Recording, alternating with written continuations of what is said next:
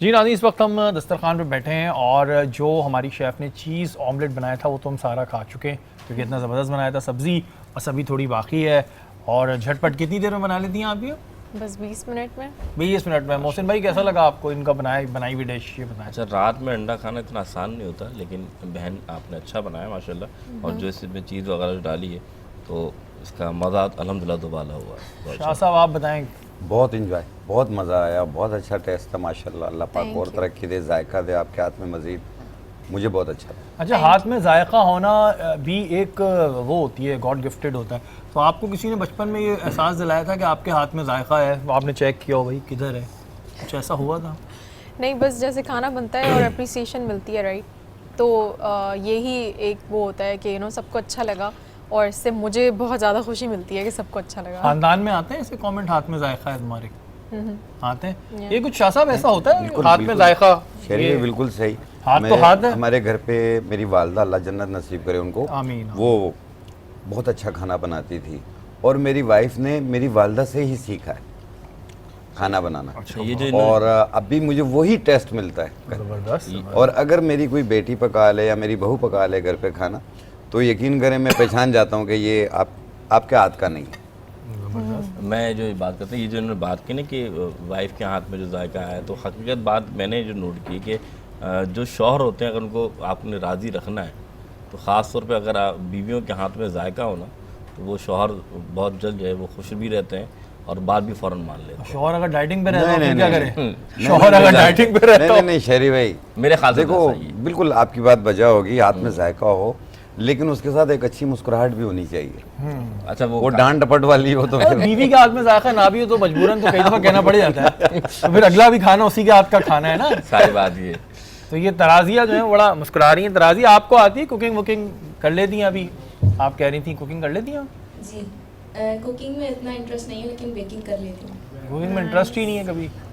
کوئی آپ کو ابھی تک کسی نے نہیں؟ خود کوکنگ ایکسپرٹ ہیں. اچھا ماشاءاللہ. جی، ایون بھائی نے بھی شیف کورس کیے ہوئے ہیں، بہنوں نے بھی شیف کورس کیے ہوئے ہیں، لیکن میں نے نہیں کیا. تو آپ کو ابھی تک کسی نے یہ کہا نہیں کہ آپ کے ہاتھ میں ذائقہ ہے؟ یا کوئی ابھی تک تانا نہیں پڑا؟ اب تک پڑ جاتے ہیں نا تانے ہوئے تم کھانا پکانا سیکھ لو. تانے نہیں پڑتا. ہاتھ میں آپ نے چیک کیا کبھی ذائقہ اپنا؟ جی الحمدللہ بہت ہے. جب آپ نے کچھ بنایا نہیں تو آپ کو کیسے پتا کہ؟ تو بیکنگ کرتی ہوں. بیکنگ ایک ہوتا ہے نا، کھانا دیسی کھانے بنا لیتی ہیں آپ یا کھانے کا شوق ہے آپ کو؟ سب کھانے کا شوق ہے. کھانے کا شوق ہے فی الحال. چلیں انشاءاللہ آپ بنانا بھی سیکھ جائیں گی. اچھا شاہ صاحب، بڑے اکثر ایسی چیزیں ہوتی ہیں لوگوں کے ساتھ جو ہم جاننا بھی چاہتے ہیں، تو لوگ کہتے ہیں جب شاہ صاحب آئیں تو ضرور ان سے پوچھیں کہ جب ہم روزہ رکھتے ہیں، سحری کر لیتے ہیں، تو سحری کے بعد اکثر پورے دن ایسیڈیٹی رہتی ہے. کچھ لوگوں کو پرانی ایسیڈیٹی ہوتی ہے، کچھ لوگوں کو نئی شروع ہو جاتی ہے. تو اس کے لیے کیا ہے آپ کے پاس، کیا ایسی ریمیڈی ہے جو لوگ جاننا چاہ رہے ہیں؟ دیکھیں، اس میں جن لوگوں کو بھی تیزابیت کی شکایت رہتی ہے، ہارٹ برننگ ہوتی ہے، معدے میں جلن رہتی ہے، بعض لوگوں کا منہ کا ذائقہ بھی خراب ہو رہا ہوتا ہے اور منہ کڑوا کڑوا سا محسوس ہوتا ہے، تو ایسی صورت میں آپ نے لینا ہے گوند کتیرا اور تخم بالنگا، اسپغول دانہ. یہ تینوں چیزیں 50-50 گرام لے لیں اور گوند کتیرا کو کچل لیں اور پھر ان میں مکس کر لیں اور اس کی 1 چمچ 1 گلاس پانی کے اندر ملا کے 15 منٹ کے لیے رکھ لیں. سو سکے صبح سحری کے ٹائم پہ آپ پی لیں اور پھر شام کو افطاری میں بھی آپ یہی پئیں. آپ دیکھیں آپ کو تیزابیت نہیں ہوگی. اچھا. ہاں، جلن نہیں ہوگی، پورا دن آپ کا ایک اچھا گزرے گا. اور ایک چیز ہوتی ہے کہ بعض لوگوں کو جب روزہ رکھ لیتے ہیں ان کو بھوک بے تحاشا لگتی ہے، پیاس بہت زیادہ تنگ کرتی ہے. تو ایسی صورت میں آپ نے لینے 2 پتے پودینہ کے، 1 سبز الائچی اور 1 چمچ سبز چائے. اسے 1.25 کپ پانی میں ڈالیں، جوش دے دیں، قہوہ بن گیا. جب سارا کھانا پینا آپ ختم کر لیں، اب صرف نماز کے لیے جانا ہے اور اذان ہونے کا ٹائم ہے، تو آپ اس ٹائم پہ یہ 1 قہوہ پی لیں. آپ کو پورا دن بھوک نہیں لگے گی اور پیاس بھی نہیں لگے گی. اچھا، یہ جو آپ چیزیں بتاتے ہیں، جیسے یہ تو آپ نے جو بتائی یہ تو گھروں میں ہوتی ہے، لیکن یہ گوند کتیرا اور یہ چیزیں ملتی کہاں سے؟ تخم بالنگا عام طور تخم پر بالنگا تو مل جاتا ہے. ڈلتا ہے. یہ گوند کتیرا کیا ہے؟ گوند کتیرا ایک گوند ہوتی ہے. اچھا. یہ ٹھنڈی ہوتی ہے.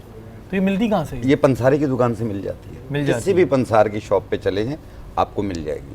اچھا، اکثر لوگوں کو کڈنی کی شکایت بھی رہتی ہے، سٹون آ جاتے ہیں اور پھر سٹون نکالنے کے لیے کئی دفعہ تو آپریشن بتا دیا جاتا ہے. اس کا کوئی دوسرا ہے طریقہ؟ دیکھیں، اس کا ایک دال ملے گی آپ کو، کلتھی کی دال. کلتھی. ہاں، یہ ایک دال ہوتی ہے اور یہ پنساریوں کے پاس بہت زیادہ ہوتی ہے اور تھوڑی سی سخت دال ہوتی ہے. اس کا آدھا کپ آپ 5 گلاس پانی میں رات کو بھگو دیں اور پھر صبح کے ٹائم اسے پکائیں اور اتنا پکائیں کہ وہ دال نرم ہو جائے اور تھوڑا سا پانی بھی رہ جائے, اور وہ دال کھا لیں اور اس کا بچا ہوا پانی پی لیں, پھر صبح بھگو دیں, رات کو پکا کے کھا لیں, اور ہر 1 گھنٹے کے بعد آدھا گلاس 1 گلاس پانی سادہ پیا کریں.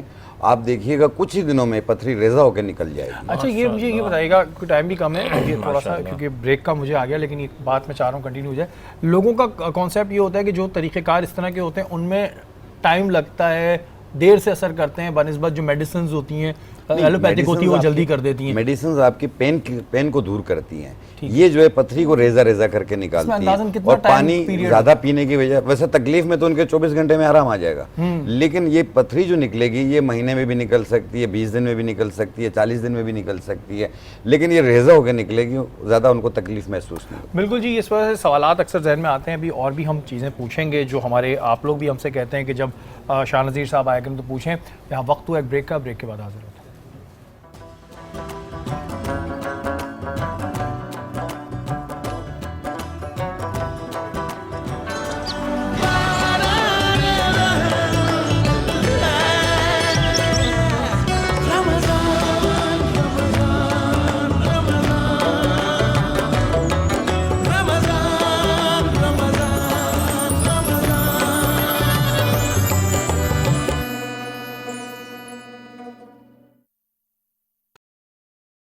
جی ناظرین, اس وقت ہم دسترخوان پہ بیٹھے ہیں اور جو ہماری شیف نے چیز آملیٹ بنایا تھا وہ تو ہم سارا کھا چکے ہیں, کیونکہ اتنا زبردست بنایا تھا. سبزی بس ابھی تھوڑی باقی ہے, اور جھٹ پٹ کتنی دیر میں بنا لیتی ہیں آپ یہ؟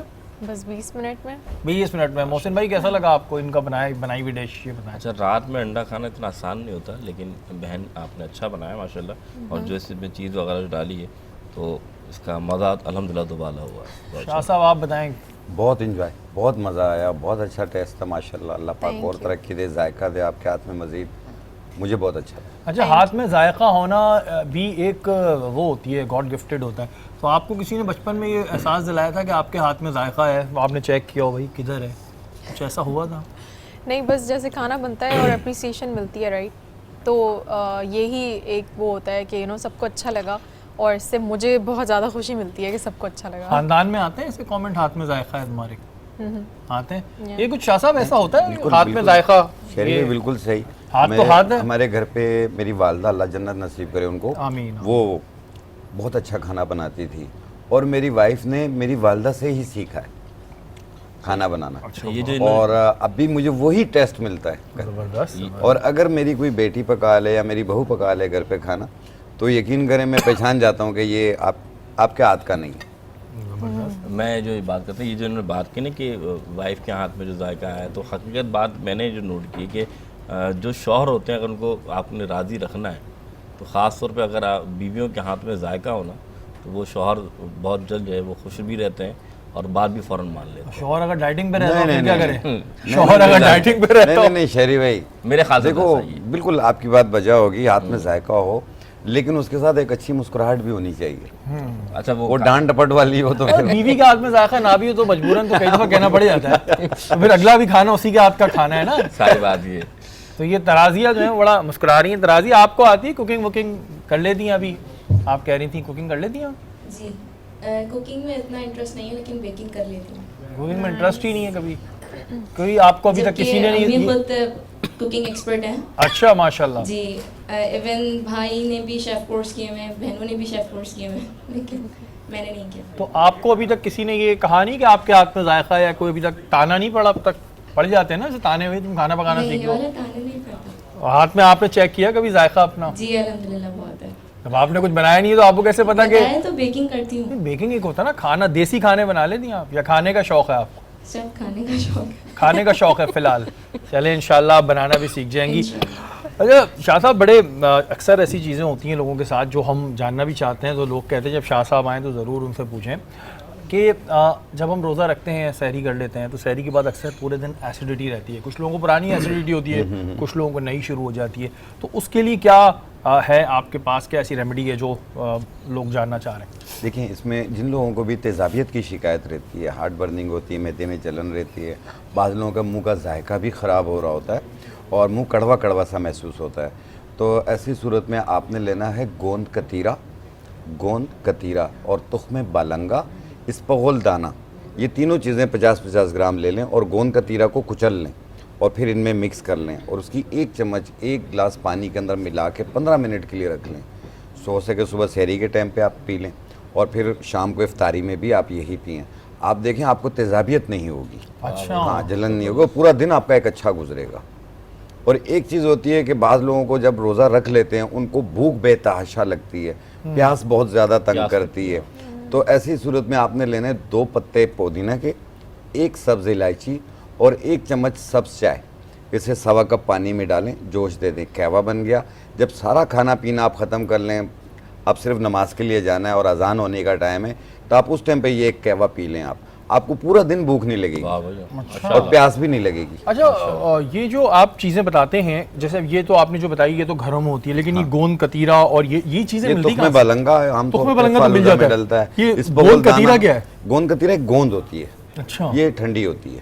تو یہ ملتی کہاں سے؟ یہ پنساری کی دکان سے مل جاتی ہے. کسی بھی پنسار کی شاپ پہ چلے جائیں آپ کو مل جائے گی.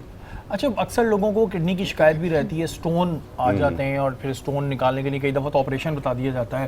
اس کا کوئی دوسرا ہے طریقہ؟ دیکھیں اس کا ایک دال ملے گی آپ کو, کلتھی کی دال. کلتھی, ہاں, یہ ایک دال ہوتی ہے اور یہ پنساریوں کے پاس بہت زیادہ ہوتی ہے اور تھوڑی سی سخت دال ہوتی ہے. اس کا آدھا کپ آپ 5 گلاس پانی میں رات کو بھگو دیں اور پھر صبح کے ٹائم اسے پکائیں, اور اتنا پکائیں کہ وہ دال نرم ہو جائے اور تھوڑا سا پانی بھی رہ جائے, اور وہ دال کھا لیں اور اس کا بچا ہوا پانی پی لیں. پھر صبح بھگو دیں, رات کو پکا کے کھا لیں, اور ہر 1 گھنٹے کے بعد آدھا گلاس 1 گلاس پانی سادہ پیا کریں. آپ دیکھیے گا کچھ ہی دنوں میں پتھری ریزہ ہو کے نکل جائے گی. اچھا, یہ مجھے یہ بتائیے گا, ٹائم بھی کم ہے یہ تھوڑا سا, کیونکہ بریک کا مجھے آ گیا, لیکن یہ بات میں چاہ رہا ہوں کنٹینیو ہو جائے. لوگوں کا کانسیپٹ یہ ہوتا ہے کہ جو طریقہ کار اس طرح کے ہوتے ہیں ان میں ٹائم لگتا ہے, دیر سے اثر کرتے ہیں بنسبت جو میڈیسنز ہوتی ہیں ایلوپیتھک ہوتی ہے وہ جلدی کر دیتی ہیں. میڈیسنز آپ کی پین کو دور کرتی ہیں, یہ جو ہے پتھری کو ریزہ ریزہ کر کے نکالتی ہیں. اور پانی زیادہ پینے کی وجہ, ویسے تکلیف میں تو ان کے 24 گھنٹے میں آرام آ جائے گا, لیکن یہ پتھری جو نکلے گی یہ مہینے میں بھی نکل سکتی ہے, 20 دن میں بھی نکل سکتی ہے, 40 دن میں بھی نکل سکتی ہے, لیکن یہ ریزہ ہو کے نکلے گی, زیادہ ان کو بس تھوڑے ہی ٹائم بعد جو ہے وہ اذان فجر ہو جائے گی. اس وقت میں زیادہ سے زیادہ دعائیں کریں, اپنے منہ سے اچھے الفاظ نکالیں, نہ جانے کون سا وقت قبولیت کا وقت ہو. محسن بھائی, بات ہو رہی ہے عشرہ رحمت کے حوالے سے, اور میں نے جیسا کہ اپنے انٹروڈکشن میں کہا تھا کہ بہت سے ایسے لوگ ہوتے ہیں جو اللہ تعالیٰ کی رحمت سے مایوس ہو جاتے ہیں, تو ایسے لوگوں کے لیے کیا حکم ہے؟ اللہ تعالیٰ نے واضح طور پر ارشاد فرما دیا, لا تقنطوا من رحمت اللہ, اللہ کی رحمت سے کبھی مایوس نہ ہو. سبحان اللہ. اللہ تعالیٰ واضح ارشاد فرما رہا ہے کہ کبھی بھی زندگی میں یہ گمان بھی مت کرو کہ لا تقنطوا من رحمت اللہ, کہ کبھی بھی یہ نہیں سوچو کہ میری زندگی میں اب کوئی کامیابی نہیں ہوگی یا مجھ پر رحمت نہیں ہوگی. اللہ کی رحمت سے کبھی مایوس نہ ہو. پھر ایک حدیث میں حضور اکرم صلی اللہ علیہ وسلم نے فرمایا کہ جب اللہ نے انسان کو بنایا نا, اور انسان کو جب دنیا میں اللہ نے بھیجا, تو لوح محفوظ پہ یہ لکھوا دیا کہ اللہ کی جو رحمت ہے وہ غضب پہ بھاری ہے. اس سے کیا مراد ہے کہ انسان کبھی بھی کسی بھی حال میں یہ نہیں سوچے کہ اب شاید میرے لیے کامیابی نہیں ہے, یا میرے لیے ترقی نہیں ہے, یا میرے لیے اب کوئی آسائش نہیں ہے, یا میری زندگی تنگ ہو گئی. اللہ کے رسول صلی اللہ علیہ وسلم فرمایا ہے اللہ بندے کے گمان کے مطابق ہوتا ہے. اچھا, کیا مراد, آپ جیسا گمان کریں گے نا اللہ ویسا آپ کے ساتھ کر دے گا. تو آپ اللہ سے وہ گمان رکھیں جو اللہ تعالیٰ کی رحمت کا گمان ہوتا ہے, جو اللہ کی محبت کا گمان ہوتا ہے, جو اللہ سے پیار کا گمان ہوتا ہے, تو اللہ تعالیٰ ویسے ہی آپ کے ساتھ کرنا شروع کرتا ہے. اچھا محسن بھائی, جیسا کہ آپ نے کہا کہ اللہ تعالیٰ جو ہے جیسا آپ گمان کرتے ہو ویسا آپ کے ساتھ ہو جاتا ہے. اکثر میں لوگوں کے منہ سے سنتا ہوں جی وہ بات کر رہے ہوتے ہیں جی ہماری تو قسمت ہی خراب ہے, ہمارے تو نصیب میں اللہ پاک نے لکھا ہی نہیں. کیا یہ جو ہیں یہ اس کے زمرے میں آتے ہیں؟ تقدیر کی نا قسمیں ہوتی ہیں. ایک تقدیر ہوتی وہ جیسے موت کا, زندگی کا, انسان مرنا تو ہے نا, وہ وقت لکھا ہوا ہے, پیدا ہونا ہے وہ بھی وقت لکھا ہوا ہے. لیکن کچھ چیزیں ایسی ہیں جن کو تقدیر مبرم کہتے ہیں. تقدیر مبرم کیا ہوتی ہے, اللہ جسے چاہتا ہے لکھ دیتا ہے, جسے چاہتا ہے مٹا دیتا ہے. مثال کے طور پہ مرنا تھا, مرنا تو ہے لیکن مرنا ایکسیڈنٹ سے ہے یا نماز کے سجدے میں حالت میں. تو بات یہ کہ اللہ تعالیٰ سے تم دعا تو اچھی رکھو, گمان تو اچھا رکھو, جو غالب گمان ہوگا اللہ وہی کر دے گا. اس سے مراد یہ. ابھی جو آپ نے سوال کیا تھا کہ دوبارہ بتائیے کیا سوال تھا. لوگ اکثر یہ کہہ رہے ہوتے ہیں کہ جی ہماری تو قسمت ہی خراب ہے, ہمارے نصیب میں اللہ میاں نے لکھا ہی نہیں, جسے آپ یہ کہتے ہیں شکوہ کر رہے ہوتے ہیں آپ, جسے کہتے ہیں نا کہ یہ ہے مایوسی کی علامت، اور یہ ہے اللہ تعالیٰ کی رحمت کو کہتے ہیں کہ یہ نعوذ باللہ حقیر جاننا کہ اللہ کی رحمت ہم تک پہنچ نہیں سکتی، ہم نے اتنے گناہ کر لیے ہیں کہ ہمارے نصیب میں یہ ہو ہی نہیں سکتا، ہم سے اتنی خطائیں ہو گئی ہیں، یہ معاملات نہیں ہوں گے۔ اس کی مثال ایسے دیتا ہوں، بنی اسرائیل میں ایک شخص تھا، اس کا حال یہ تھا دن رات گناہ کرتا، دن رات خطائیں کرتا، موت کا وقت آیا تو کوئی ساتھ نہیں دے رہا تھا، کوئی قربت نہیں دکھا رہا تھا۔ ایسا ہوا کہ جب مر گیا نا تو محلے والوں نے کوڑے دان میں ڈال دیا۔ استغفر اللہ۔ اتنے گناہگار شخص کو یہ حال تھا کہ جس کو کوڑے دان میں ڈالا، اللہ نے موسیٰ علیہ السلام کو وہی بھیجی، موسیٰ فلاں جگہ پر میرا بندہ ہے، وہ میرا پیارا ہے، میں اس سے محبت کرتا ہوں، جاؤ اس کی تدفین تعظیم کے ساتھ کرو۔ نبی اللہ جاتے ہیں، سبحان اللہ۔ اپنی امت سے پوچھتے ہیں کہ فلاں فلاں شخص ہے، امت بتاتی ہے نبی اللہ وہ بڑا گناہ گار ہے، وہ خطا کار ہے، آپ کیسے کہہ رہے ہیں کہ وہ اللہ کا مقرب ہے؟ فرمایا اللہ نے فرمایا۔ اب اس کو کچرے دان سے اٹھایا، تدفین تعظیم کے ساتھ کی۔ موسیٰ علیہ السلام کلیم اللہ تھے، اللہ سے کلام کرتے تھے کوہ طور پہ، کوہ طور گئے اور جا کے فرمایا مولا تیرا حکم تھا، تیرا حکم تھا کہ میرا پیارا ہے، یا اللہ میری امت کہتی وہ بڑا گناہ گار تھا، اس کا پیارا ہونا یہ کیسے ہے؟ تو اب سنیں اللہ کی رحمت کیا ہوتی ہے، غضب پہ کیسے بھاری ہوتی ہے، یہ بتانا چاہتا ہوں کہ اے موسیٰ بے شک وہ بڑا گناہ گار تھا، میرا بڑا جلال اس کے اوپر تھا، میرا بڑا غضب اس پر تھا، لیکن اے موسیٰ اس کا ایک عمل اتنا پیارا مجھے لگا کہ میری رحمت جو ہے میرے غضب پر بھاری ہو گئی۔ فرمایا وہ عمل کیا تھا؟ عمل یہ تھا، ایک رات وہ آ رہا تھا اپنے نشے میں، اپنے گناہ کے کام سے نپٹ کر، تو جب وہ پہنچا راستے میں تو ایک نالے سے ایک کتے کے بچے کی آواز آ رہی تھی۔ اس نے یہ نہیں دیکھا میں نے قیمتی لباس پہنا ہے، اس نے یہ نہیں دیکھا کہ میرے جسم پر نجاست لگے گی۔ یہ حدیث بیان کر رہا ہوں آپ کے سامنے، حدیث پاک میں آتا اللہ کے رسول فرماتے ہیں کہ وہ شخص اس نالے میں چلا گیا اور اس کتے کے بچے کو بحفاظت اٹھایا اور حفاظت کے ساتھ صاف ستھری مقام پر اس کو محفوظ جگہ پہ رکھ دیا۔ فرمایا موسیٰ مجھے یہ بتا، وہ مخلوق کتا بھی میری مخلوق، وہ انسان بھی میری مخلوق، مخلوق ہو کر اس کے ساتھ صلہ رحمی کرے، اس کے ساتھ ہمدردی کرے، تو جب مخلوق کے ساتھ صلہ رحمی کر سکتی تو کیا خالق رحمت نہیں کرے؟ سبحان اللہ، کیا سبحان اللہ۔ خالق کرم نہیں فرمائے گا؟ تو اللہ سے کبھی بھی مایوس نہ ہو، اللہ سے کبھی بھی یہ نہ سوچو کہ میری قسمت میں یہ لکھ دیا، میری قسمت میں وہ ہے، میری قسمت میں یہ چیز ہے ہی نہیں۔ اللہ سے گمان اچھا رکھیں، جتنا آپ گمان اچھا رہیں گے اللہ تعالیٰ آپ کے عمل کو اتنا بہتر فرما دے گا۔ بالکل جی، بات تو وہی ہوتی ہے کہ آپ جیسا سوچ رہے ہوتے ہیں ویسا ہی آپ کے ساتھ ہو جاتا ہے، اور وہی جو محسن بھائی نے بات بتائی کہ آپ کی نہ جانے کون سی ادا ایسی ہوتی ہے جو اللہ کو پسند آ جاتی ہے، اور ہمارے ہاں یہ ہم الفاظ بول دیتے ہیں کہ جی ہمارے پاس یہ نہیں ہے وہ نہیں ہے۔ اگر ہم رحمت کی بات کریں تو یہ دو ہاتھ رحمت ہیں، یہ آنکھیں، یہ بولنا، یہ سننا، یہ محسوس کرنا، یہ سونگنا، یہ تمام چیزیں اگر ایک بھی چیز ہم سے لے لی جائے تو ہمیں پتہ چلے گا کہ ہمیں ہمارے رب نے کتنی چیزوں سے نوازا ہوا ہے۔ تو کبھی بھی ایسا ذہن میں آئے تو نہ سوچیں۔ صبا آپ کا کوئی سوال ہے محسن بھائی کے لیے؟ جی مفتی صاحب، مجھے آپ سے پوچھنا تھا عشرہ رحمت کے حوالے سے کہ اس میں کون سی عبادتیں زیادہ کرنی چاہیے اور کون سی دعاؤں کا ورد کرنا چاہیے؟ بسم اللہ الرحمن الرحیم۔ بہت اچھا سوال بہن آپ نے فرمایا۔ دیکھیں یہ جو سوال ہے کہ کون سی عبادتیں، دیکھیں سب سے زیادہ آپ روزہ تو رکھتے ہی ہیں، لیکن قرآن پاک کی تلاوت کا جو ہے نا وہ معمول بڑھا دیں۔ اگر آپ ایک آیت پڑھتے ہیں تو آپ ایک سورت پڑھنا شروع کرتے ہیں، اگر آپ ایک سورت پڑھتے ہیں تو ایک پارہ پڑھنا شروع کر دیں کہ حضور اکرم صلی اللہ علیہ وسلم کی سنت رسول ہے کہ اللہ کے رسول صلی اللہ علیہ وسلم جب رمضان آتے تو اللہ کے رسول قرآن کا دور فرمایا کرتے، تو جتنا آپ قرآن پڑھیں گے اتنا ثواب، بلکہ حضور نے یہاں فرمایا جس نے پڑھا الف لام میم، تو الف پڑھنے پر 10 نیکیاں، لام پڑھنے پر 10 نیکیاں، میم پڑھنے پر 10 نیکیاں، اس طرح 30 نیکیاں ملتی ہیں۔ تو قرآن کا زیادہ سے زیادہ ورد کریں، قرآن کو سمجھیں، اور اس کے ساتھ استغفر اللہ تعالی ربی من کل ذنب واتوب الیہ، یہ دعا کا استعمال کیجئے، اس سے بڑا فائدہ ہوگا۔ ابھی شہری بھائی نے ایک بات آپ سے کیا، اگر میں اجازت میں جی کہ آپ نے کہا کہ اللہ کی ہم کون کون سی نعمت کو جھٹلا سکتے ہیں، کہ ہر چیز اللہ کی رحمت ہی ہے، یقین مانے باخدا ہر چیز ایک رحمت ہے۔ اگر مثال کے طور پہ ہم یورین جو ہے ہمارا اگر وہ پاس نہ ہو تو انسان کی جو حالت ہوتی ہے وہ انسان، ایک بادشاہ وقت کے ساتھ ایسا ہی ہوا کہ اس نے اپنی آدھی دنیا کی جو نا دولت دے دی، وجہ یہ ہے کہ اللہ کی کون کون سی یہ زبان جو سیل ہیں. اگر حکیم صاحب یہ بتائیے کہ اگر میں چینی کھاتا ہوں یا آم کھاتا ہوں, مجھے میٹھا ہونا کیا چیز بتاتی ہے؟ یہ زبان ہی بتاتی ہے نا.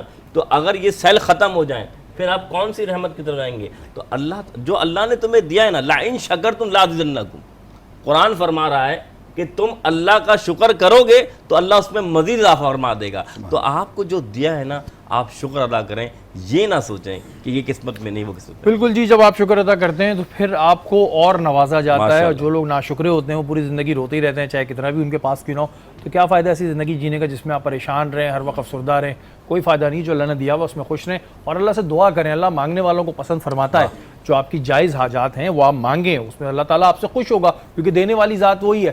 لیکن شکر ضروری ہوتا ہے. شاہ نذیر صاحب آپ کے سامنے جانب آؤں گا. ایک پرابلم آج کل ینگسٹرز میں بھی ہے, انفیکٹ مجھے تو بچوں میں بھی نظر آنے لگی ہے, ڈپریشن, انزائٹی. ذرا سی بات ہوتی ہے ہمیں انزائٹی ہونے لگتی ہے, کوئی چھوٹا سا ہمارے ساتھ انسیڈنس ہو جائے ہمارا ہارٹ پلس بڑھ جاتی ہے, ہارٹ ریٹ بڑھ جاتا ہے, نیگیٹو تھاٹس آنے لگتی ہیں دماغ میں. اس کا ایک تو ریزن, اور پھر اس کے لیے کیا کرنا چاہیے, کیونکہ ایک دم میڈیسنس پہ بھی آپ بچوں کو یا ینگسٹر کو بھی نہیں لگا سکتے.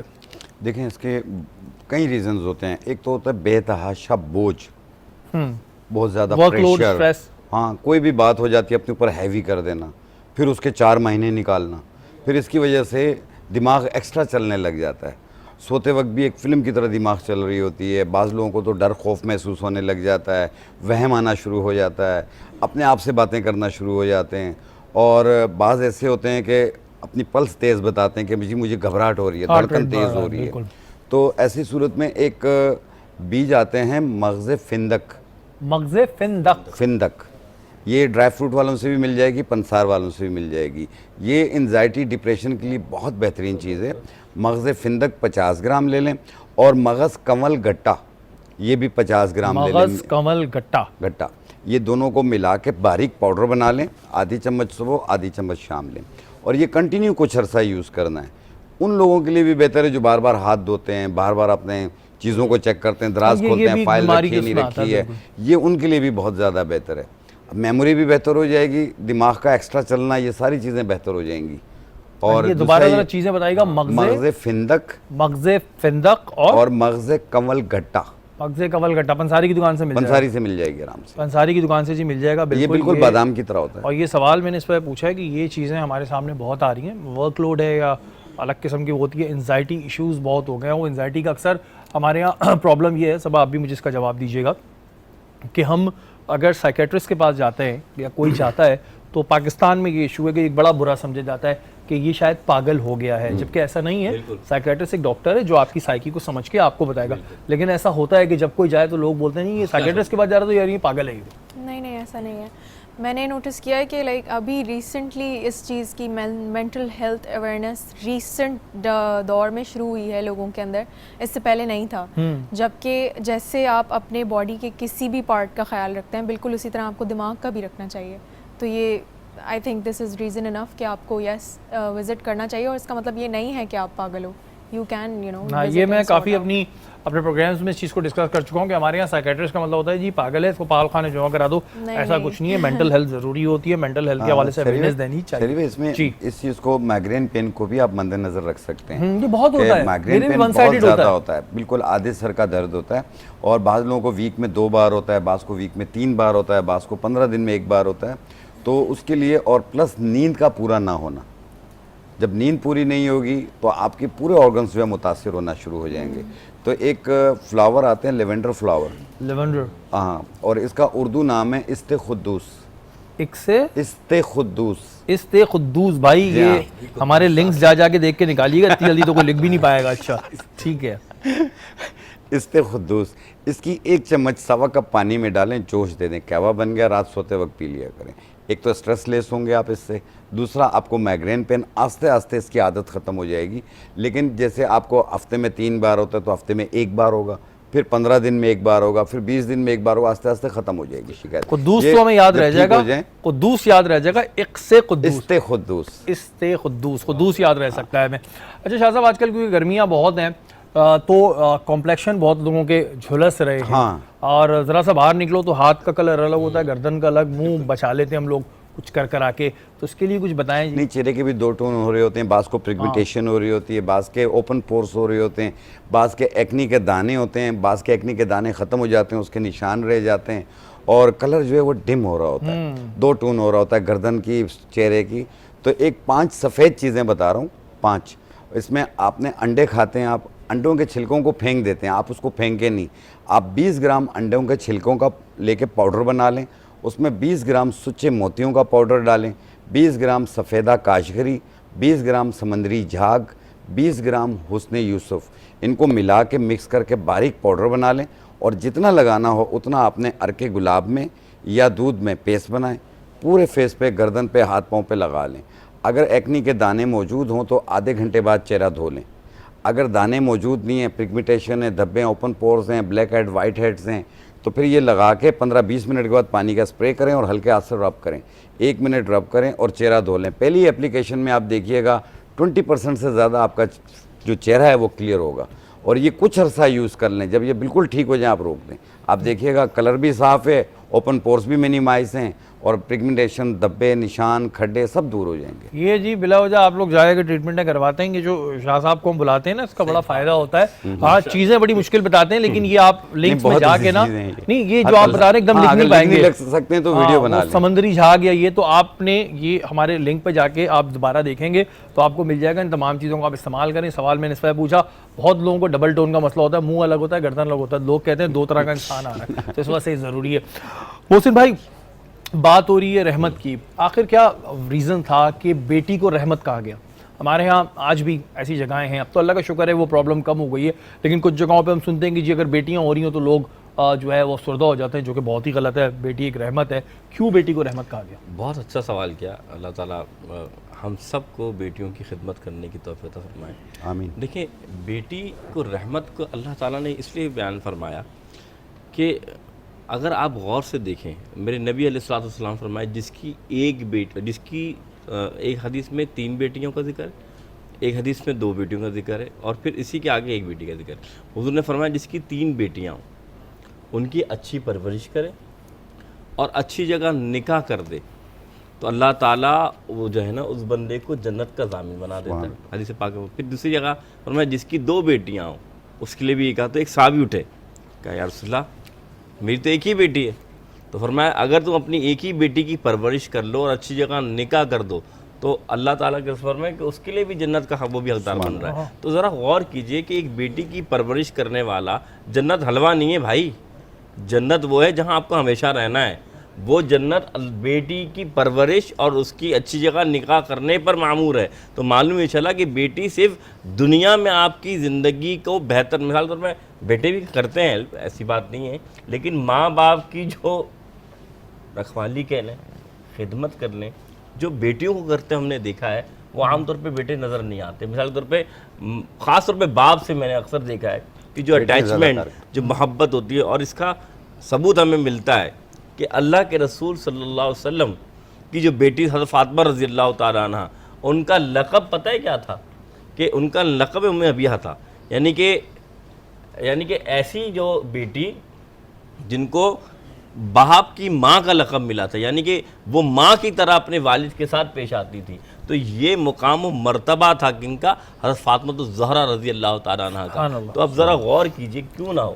پھر آخری بات میں عرض کرنا چاہوں گا کہ اگر بہت اہم بات ہے کہ اگر کسی شخص کی بیٹی یا بیٹا انتقال کر جاتا ہے, یہ دیکھیں کبھی کبھی ایسا ہوتا ہے کہ انسان, جیسے آپ نے بات فرمائی تھی نا کہ ہماری قسمت میں نہیں, حضور نے فرمایا جس ماں باپ کے 3 مرتبہ اولاد, یعنی کہ ابھی بلوغت کو نہیں پہنچے, وہ پرورش کر رہے تھے اور دنیا سے چلے گئے, اللہ تعالیٰ دونوں ماں باپ کو بھلے گناہ گار ہو, اللہ تعالیٰ ان کو اٹھائے گا, دوزخ سے نکال کے جنت میں ڈال دے گا. سبحان اللہ. یعنی کہ اللہ تعالیٰ, اور یہاں تک بھی کہ کوئی ایسے بھی ہوں گے جو بلا حساب و کتاب, یعنی ابھی دوزخ میں بھی نہیں جائیں گے, اللہ انہیں کہے گا تم ڈائریکٹ جنت پہ چلے جاؤ کہ تم نے دنیا میں صبر کر لیا. تو یہ مقام ہے, یہ مرتبہ ہے. تو اولاد دونوں بڑی نعمتیں, لیکن بیٹی اس لیے رحمت ہے کہ اللہ نے وہ جو رحمت کا عنصر, کہتے ہیں نا ماں کیا ہے, حضور نے فرمایا کہ اگر کسی کو اللہ کی رحم کی محبت دیکھنی ہے نا تو ماں کے دل کو دیکھ لے, ماں اتنی رحم دل کیوں ہوتی کہ وہ بھی ایک عورت ہے, تو اللہ تعالیٰ 70 ماؤں سے زیادہ پیار کرتا ہے. اسی طریقے سے آخری بات کہ رسول کریم صلی اللہ علیہ وسلم میں پھر بیٹی کا مقام مرتبہ کیا ہے, اللہ کے رسول بیٹھے ہوئے, ایک قافلہ آیا, اس قافلے کے اندر ایک لڑکی تھی کافرہ. تو جب کافر لڑکی آئی نا تو میرے نبی نے پتہ ہے کیا کیا, کالی کملی لی اور سر پہ ڈال دی. تو صحابہ کرام کہنے لگے یا رسول اللہ یہ لڑکی کافرہ ہے, اس کو چادر کی کیا ضرورت. میرے نبی نے کیا فرمایا, میرے آقا نے فرمایا لڑکی کافرہ ہو یا مسلمان ہو, ارے بیٹی بیٹی ہوتی ہے. بے شک اللہ تعالیٰ سب کی بیٹیوں کے نصیب اچھے کرے. وہ بیٹیاں جو بہنیں جو گھروں میں بیٹھی ہیں رشتوں کے لیے, اللہ تعالیٰ ان کے بھی اچھے نصیب کرے. نصیب بھی آج کل بڑا, ہم دعا اکثر میں نصیب کی دیتا ہوں, چاہے بچی چھوٹی ہو یا لڑکا بھی ہو, کیونکہ ہم اکثر دیکھتے ہیں کہ بڑے ارمانوں کے ساتھ شادی کی جاتی ہے, بہت محنت سے شادی کرتے ہیں. کیونکہ میرے پاس ایسے کیسز آتے ہیں, لیکن ظاہر کچھ قانونی معاملات ہوتے ہیں تو ہم اس پہ قانونی ہی رائے دے سکتے ہیں, جبکہ دل میں تو بہت کچھ ہو رہا ہوتا ہے. لوگ ظلم کرتے ہیں, پھر وہ طلاق ہو رہی ہوتی ہے, وہ سامان واپس جاتا ہے. اب یقین مانیں یہ چیزیں جب ہم فیس کرتے ہیں, کیونکہ میرے شوز میں اکثر ایسی چیزیں آتی ہیں تو بڑا دکھ ہوتا ہے. اس وجہ سے میں چاہے لڑکا ہو لڑکی, نصیب کی دعا میں کہتا ہوں دیا کریں کہ اللہ نصیب اچھے کرے, اللہ تعالیٰ کبھی کسی کا محتاج نہ بنائے. اور کیونکہ ظاہر ہے جو بیٹی ہوتی ہے, بیٹا بھی ہوتا ہے, جب آپ کی اولاد ہوتی ہے آپ اس کو پالتے ہیں ایک چھوٹے سے لے کے ایک بڑے تک, تو وہ ٹائم پیریڈ ایک بڑا تکلیف دہ ہوتا ہے, وہ پیرنٹس کو پتہ ہوتا ہے. تو جب ان کے ساتھ کچھ ہوتا ہے نا تو بڑی تکلیف ہوتی ہے. کہتے ہیں نا کہ اولاد کی نہیں سہی جاتی. محسن بھائی اکثر لوگ بہت زیادہ گناہ کر لیتے ہیں, کچھ لوگ ایسے ہوتے ہیں, اور پھر ان کے مائنڈ میں ایک چیز یہ بن جاتی ہے کہ یار ہم نے تو گناہ کر لیا ہے, اب ہماری تو معافی ہوگی نہیں, تو ہم پہ تو رحمت کے دروازے بند ہو گئے. تو اس چکر میں پھر وہ مزید گناہ کرتے رہتے ہیں, یہ سوچ کے کہ ہم تو بہت گناہ گار ہیں اور ہم اللہ سے ہم کلام کیسے ہوں گے, ہم اللہ سے کیسے بات کریں, کہ ہم اللہ سے کیسے دعا کریں. اللہ تعالیٰ کو تو پتہ ہے اتنا گناہ گار آدمی ہے. تو اس بارے میں کیا کہیں گے آپ؟ بسم اللہ الرحمن الرحیم. اللہ کے رسول نے فرمایا تم گناہ کر کر آؤ اور خوب کر کر آؤ, لیکن تمہاری آنکھوں سے اتنا آنسو بہہ جائے جتنا مکھی کا سر ہوتا ہے, کتنا مکھی کا سر ہوتا ہے, اللہ تمہارے پچھلے گناہوں کو معاف فرمائے. سبحان اللہ. پھر اللہ کے رسول نے فرمایا, اللہ تعالیٰ فرماتا ہے یختص برحمتی من یشاء واللہ ذو الفضل العظیم. اللہ کی جو رحمت ہوتی ہے نا, وہ کسی کے لیے جب خاص ہو جاتی ہے تو بڑا وہ فضل کرنے والا ہوتا ہے. اس آیت کا مفہوم مطلب یہ ہے, اور بات اتنی سی ہے کہ اللہ کے رسول نے فرمایا کہ جب بندہ توبہ کرتا ہے, توبہ کے معنی کیا تھا, نادم ہوتا ہے. یا الذین آمنوا توبوا الی اللہ توبۃ نصوحا, اللہ سے پکی توبہ کرتا ہے, نادم ہوتا ہے, اور نادم ہو کر جب اللہ کے سامنے حاضر ہوتا ہے نا, تو فرمایا کہ جو شخص توبہ کر کے آتا ہے, التائب من الذنب کمن لا ذنب لہ, او کما قال صلی اللہ علیہ وسلم, نے فرمایا تائب ہونے والا ایسا ہے کہ اس کے نامہ اعمال میں کوئی گناہ ہی نہیں ہے. تو آپ ذرا سوچیں, آپ تائب ہو کے تو دیکھیں, اللہ کی طرف رجوع کر کے تو دیکھیں, وہ بڑا رحیم و کریم ہے. کیا آپ نے وہ واقعہ نہیں سنا کہ 100 بندوں کا قتل کیا تھا بنی اسرائیل میں, ایک شخص 99 قتل کیے انسان کے, توبہ کے لیے نکلا, تو ایک عالم سے پوچھا کہ میری توبہ قبول ہو جائے گی, میں نے تو 99 قتل کر دیے, کیا مجھے معافی مل سکتی ہے؟ تو انہوں نے کہا نہیں مل سکتی بھائی, 99 قتل کر کیا. اس نے کہا جب 99 نہیں ملے تو 100 کرنے میں کیا, اس کا بھی قتل کر دیا, اس کو بھی مار دیا. پھر بھی میرا رب کتنا قریب ہے میں بتاتا ہوں, حدیث ہے یہ, اور مستند حدیث ہے, یعنی کہ وہ حدیث جو روایت سے بھی اور جس کی صحیح بخاری صحیح مسلم دونوں میں موجود. اب ذرا غور کیجئے کہ وہ پھر کیا ہوا کہ جب دوبارہ ایک عالم کے پاس گیا, اس نے کہا تم اتنا کرو کہ تم اللہ کے پاس جو اللہ تعالیٰ سے معافی مانگو, لیکن ان لوگوں کے ساتھ بیٹھ کر جو اللہ کے نیک بندے. آخر میں اس کا انتقال ہوتا ہے, فرشتے اترتے ہیں, دوزخ کے فرشتے اترتے ہیں, جنت کے بھی, لیکن اللہ تعالیٰ اس کو آخر میں جنت یوں دیتا ہے کہ وہ توبہ کے لیے نکلا تھا. بالکل جی, توبہ کے دروازے جب تک آپ زندہ ہیں تب تک تو بند نہیں ہوتے. اور یہ چیزیں اس نشست میں جاننے کا مقصد اور سوال کرنے کا مقصد یہ ہوتا ہے کہ ہم بڑے کنفیوز ہیں. ہم یہ سوچتے ہیں کہ جی ٹھیک ہے, اگر ہم نے گناہ کیا ہوا ہے تو ہم پھر مانگیں گے تو ہم تو گناہ گار ہیں.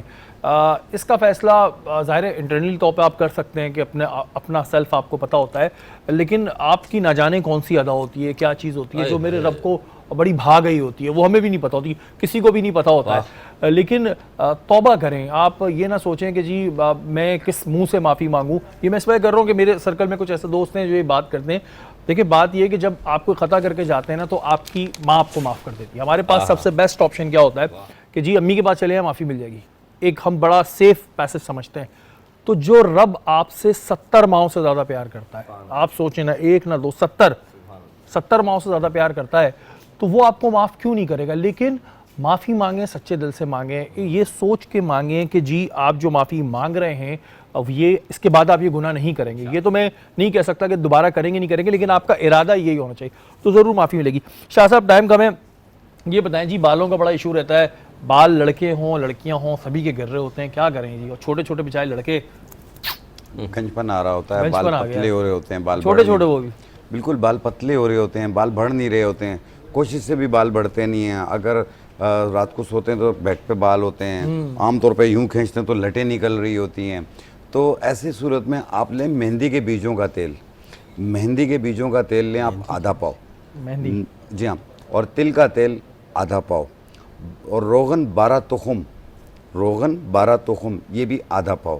ان تینوں کو ملا لیں اور اس میں 1 چمچ بیری کے پتے, 1 انچ کا ٹکڑا بال چھڑ کا اور 1 چائے والا چمچ سرما ڈال کے 1 گھنٹہ دھوپ میں رکھ لیں. آپ کا تیل تیار ہو گیا. اور یہ تیل آپ نے صرف بالوں کی جڑوں میں لگانا ہے, ایسے ایسے کر کے بالوں پہ نہ لگائیں, صرف جڑوں میں لگائیں گے, باقی بالوں پہ یہ خود آ جاتا ہے.